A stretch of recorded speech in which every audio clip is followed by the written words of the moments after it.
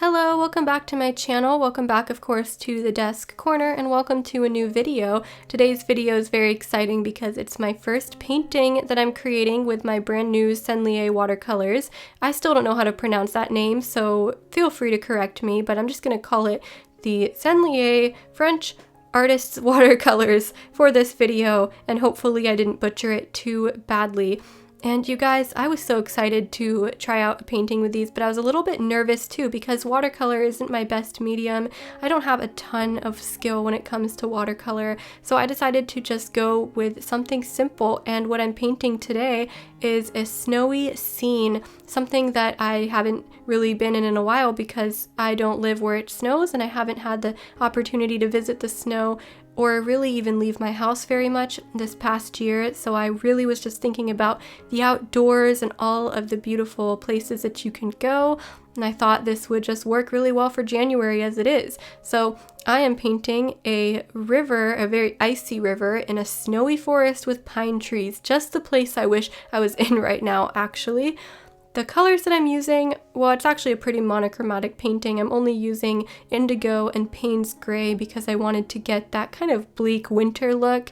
I'm also going to use a bit of white ink at the end, but you'll see me do that later. It's way at the end. Besides that, I'm not using any other colors in this painting. Sometimes I feel like when you're learning a new medium, it helps to be monochromatic, or it helps to not use a ton of colors at first and just get used to building up values, which is something I do struggle with watercolor. But I find watercolor to be such a therapeutic medium, and that's why I just want to get into it this year, guys. Like, I just had such a nice time painting, and I felt so relaxed when I was creating this painting. I didn't really have to create any sketches or worry too much about tremendous amounts of detail because I intended for it to be a loose style painting, and that's fully what I intend to do with my watercolor paints, at least for now, is just embrace a loose style. That is really something I think I need because most of my art I just try to go with a very realistic look and add in a lot of detail, and it's a bit meticulous. So with watercolor, I naturally just want to go the complete opposite route and use it as a form of therapy and just to have a variety of artwork that I create and not always feel like I need to create these intricate pieces. And I just had so much fun creating this, as I said before. But one thing I need to work on definitely is my wet on wet technique, because I didn't really use that technique much in this, or at all in this painting, because I was afraid. And at first that was my idea for the river, was to do wet on wet. But when I try to do that, I often just end up adding too much water and just creating kind of a mess, so I definitely need to work on that. I also wasn't really sure how to blur out the trees in the background. Now I kind of realized I could have added some water to the paper to begin with so that the trees would very nicely blur out in the background, but I was afraid to do that, so I ended up just kind of blurring them as I went along, but it turned out okay. This is by no means a perfect painting, it's just me practicing and relaxing, as I said before, but if you guys have any pointers for watercolor, don't be afraid to leave them in the comments below because I could really use some. Now, I'm not completely new to the medium. I've done watercolor painting before, but there's only a few specific things that I know how to paint, and I tend to go overboard with the details sometimes. That's why I wanted to embrace this more loose style. There's actually a video that really helped me to learn how to paint pine trees with watercolor, like a snowy pine trees, so I'm going to link that video in the description because the girl who created it is just absolutely amazing, and I thank her so much for creating that video because it's just a loose style pine tree with some snow on top, and it's kind of it was intimidating for me at first because I'm not used to creating loose trees, so I fully credit her for showing me this technique, and I will link that video down below for you guys to watch because it is a great video and it's really easy to follow. Now, as I said before, since I was going monochromatic, I had to pay attention to the values a lot here, so I'm creating some very faded out background trees and just trying to build up that landscape, although I do go out of order a bit here. I already created some more detailed trees that are in the foreground kind of, and now I'm going back and creating some background trees once I realized that maybe I should have done that first. But again, that's okay. It's all just kind of a fun learning experience here today. And I also feel that watercolor is kind of a medium that does its own thing and you can't control every aspect of it. That's at least what I've heard a lot of people say about it and what I've experienced with it. And I kind of like that because I'm so used to being such a control freak with my art, like control every little thing, all the little details. With pencil work, you definitely have the opportunity to do that, to take it overboard. With watercolor, if the water does what it wants and the paint does what it wants, I'm going to embrace it and just let it be a part of my painting and just be a little bit more lax. I don't need to always be so uptight about art and things like that, but sometimes when you're really obsessed with little details, you tend to get like that. Although I do have to say I did struggle building up the values here, and Payne's Gray is such a dark color that I am surprised I struggled building up the values because it is probably the closest color to black in this set without being black itself, and I didn't actually mix any of the black in because, as I said, I wanted it to just stay indigo and Payne's Gray. That's totally fine. But it was probably just an issue of me not building up enough layers and being a little bit lazy towards the end. I just wanted to have fun with it, so it's fine. We're just going to ignore that. I kind of like how those background trees on the left turned out. They look really nice and fuzzy, but I end up covering them mostly anyways with some bigger trees in the foreground, so it didn't really matter too much.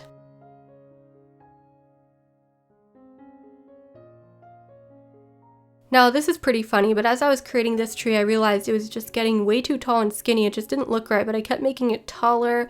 I don't really know what I was doing. It worked out fine in the end. I just didn't really know where it was going. It just looked like a different type of tree altogether at first because there's a lot of different types of pine trees, so it just looked like a totally different tree, but we fixed that, made it look all right in the end, and that's okay. And this little method of kind of bringing out some of the paint underneath and creating that nice shadow was something I picked up from that video I watched before. That's how I figured out how to do that, because I don't know, I know it's a simple thing to do, but I wouldn't have thought of doing that. I picked that up from that video that I watched, so I recommend watching that if you want to know how to paint snowy pine trees. I was also pretty happy with how this snowbank and river turned out. I think it looks pretty realistic. I didn't sketch anything out, so it kind of looks like the horizon line or the end of the river there looks a little uneven and not completely perfect. But again, I sketched it out not with a pencil, but just with the paint itself at the beginning, as you guys saw. So I didn't really put too much effort into making it look perfectly even or anything.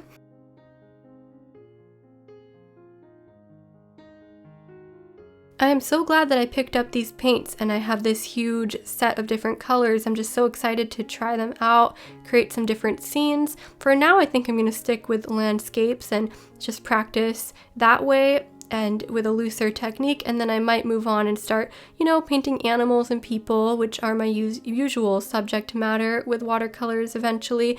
But for now, since I'm trying to look at this as a therapeutic thing, I'm just going to be painting some nice landscapes since I'm just tired of people in 2020 and I just want to embrace nature and just kind of paint nature and natural things and whatever. So that's what I'm going to be doing at the beginning here, and that's a big step for me because that's not my usual art subject that I like to create. Wait, I don't know if that sentence made sense, but I usually do not draw or paint landscapes. It's not really my thing. I'm more into drawing things that are alive, like animals or people, as I said before. Every once in a while, a still object, but usually it's animals or people or characters. So this is definitely out of my usual MO, but that's kind of the fun of it.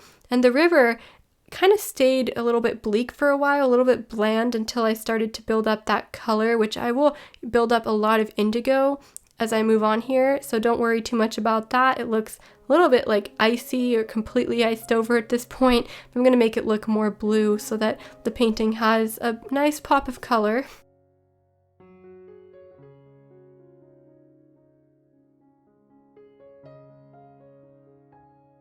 I created a poll in my community posts and I had asked people what they were most excited about seeing, and this was just a list of mediums that I've abandoned in 2020. I think it was watercolor pencils, pastel, watercolor paint, and of course the giant pencil. Don't worry guys, there's going to be a video on the giant pencil coming soon. I just have to figure out what I'm going to do for it. But in that poll, I was very surprised to find that over half of people that voted in the poll voted that watercolor was the most anticipated medium that I was going to be using. And I really don't want to disappoint anybody because I don't really think it's fit for me to make too many tutorials in watercolor. There's a few things that I know how to paint and I've painted many times before, and for that I can make a tutorial, but just for watercolor techniques in general and watercolor in general, I am no expert. And I hope that I don't disappoint you guys by not making tutorials right off the bat, just making kind of more relaxed videos, and I could make very simple tutorials but nothing too complex because again, I'm no expert in watercolor. I don't completely know what I'm doing, and I do enjoy watching other people's watercolor tutorials, so when I do get ideas from other people, I'm going to link their videos down below so that you guys can watch where I got my ideas from as well, because I don't want to watch somebody else's tutorial and then claim that I just came up with this on my own, because I didn't. So again, I will be crediting everybody whose tutorials I watch, and I think I'm going to end up watching a lot of them to figure out how to paint in a loose style. It's just not something that comes natural to me, so even in this painting, I did a lot of little tree details at first, and then I decided to just blur it out, make it look totally loose.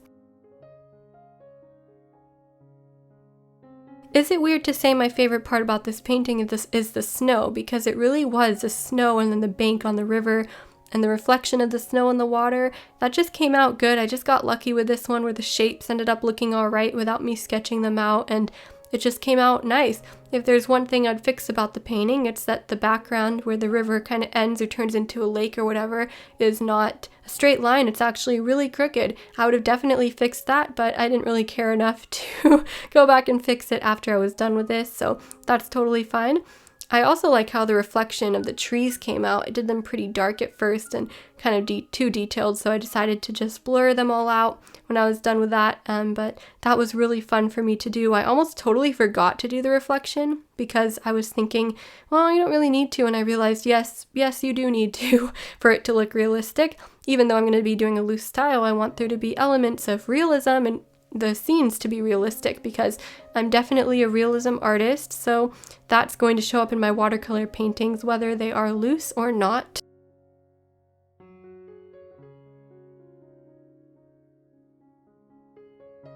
And then at this point I kind of realized that I still had the other half of the painting to do. Luckily this area was a bit smaller and there weren't as many trees to create, but I kind of got a little bit sloppy here. That's okay. Again, I was just having fun with it. I didn't put too much effort into these background trees. And again, I probably should have wet the paper, although these trees are a little bit closer up, so I guess they're not total background trees. I want to know what you guys want to see me paint with watercolor, and if you are looking more forwards to me painting like my usual subject matter with watercolor, I think I'm going to get to that eventually. I just don't want to start off with that, since the point of it for me right now is to just do something opposite of what I usually do and take a break from that hyper-realism. So I'm still going to be painting realistically, of course. It's just going to be a looser style, a more relaxed style, a more laid back kind of style. So whatever you guys want to see me paint, just let me know in the comments below. I probably will create another community poll about watercolor eventually, since so many people were excited about me using it in comparison to just watercolor pencil, pastel pencil.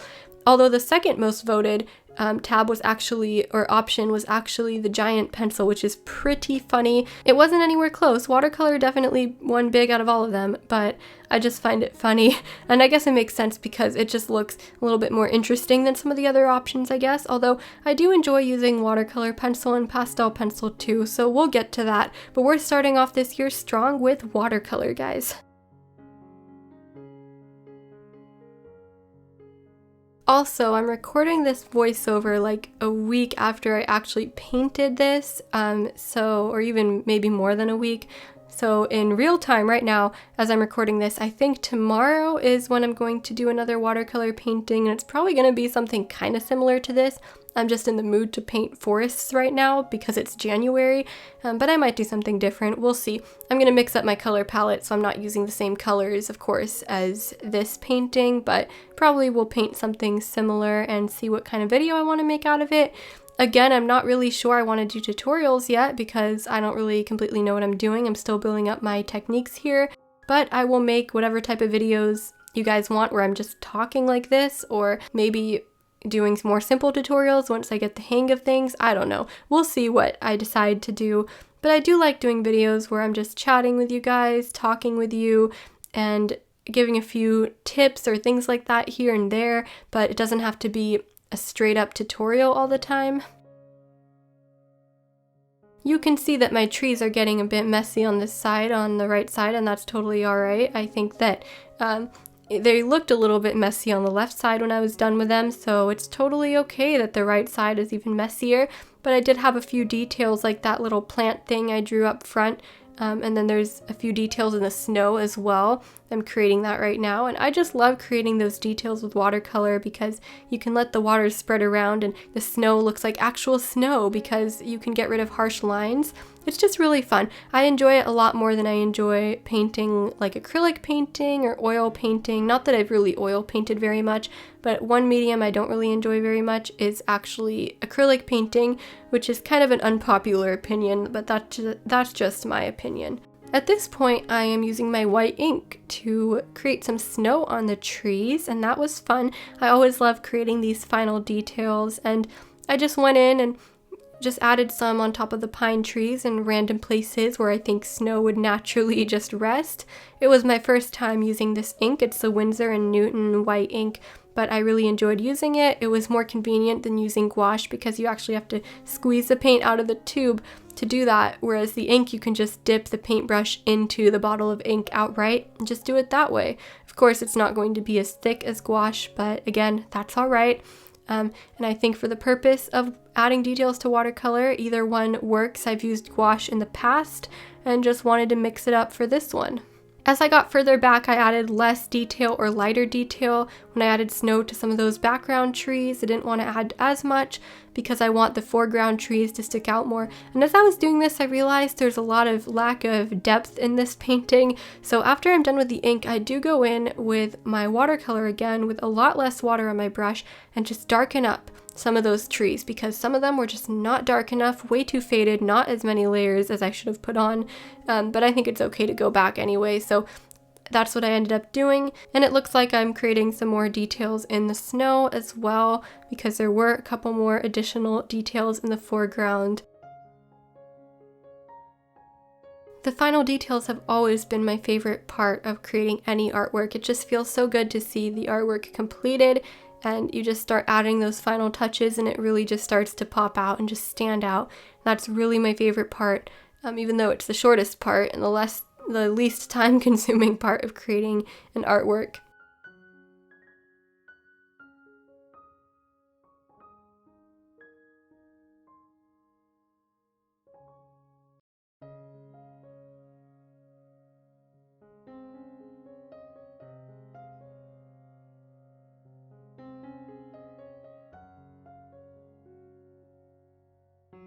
So now you see I'm going in with Payne's Gray, just darkening up those trees, and I think that my painting really benefited from doing that because it really was lacking a little bit. It was a bit lackluster before and I hadn't done enough layers.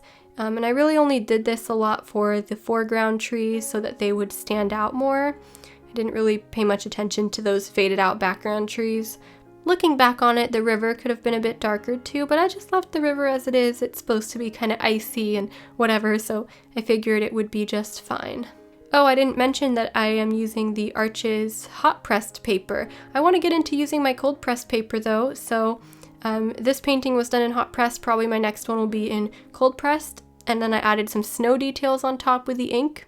Sorry, I just cut off what I was saying and went on to a different subject, but I noticed I was doing that, so that's what I'm doing here, is adding some more like falling snow details and some to the bottom of the trees as well. And yeah, and then it's time for the big reveal of taking off the tape, which is another part that I consider my favorite part too. What do you guys think of this painting? I'm curious to know what you guys think. If you enjoyed this video, what pointers do you have for me if you're a watercolor painter? I'm open to any tips, any techniques, anything like that. But as always, guys, thank you so much for watching today's video. Let me know what you want to see me paint in the future, and I will see you guys in the next video. Bye, guys.